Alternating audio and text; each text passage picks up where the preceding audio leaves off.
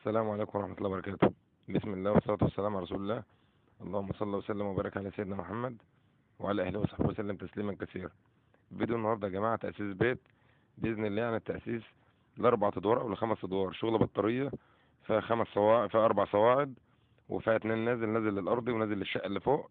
أسسنا الدور الأرضي وعملنا حساب الصندرة لسه ما اتظبطش في المجاري والمية، وعملنا حساب الدور اللي فوق اللي هي الشقة الأول علوي يا جماعة.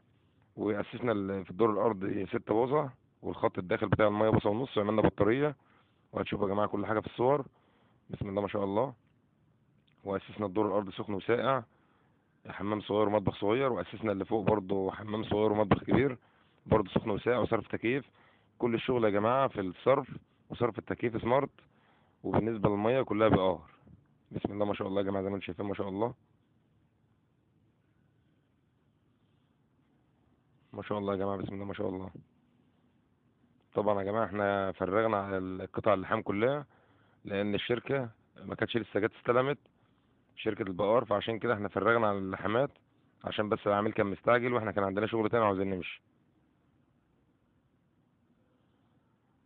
بسم الله ما شاء الله. وبرضه يا جماعه الشغل ده تم تشطيبه، باذن الله تشوفوا الوقت برضه الشغل لما شطب. زي ما انتم شايفين يا جماعه بسم الله ما شاء الله.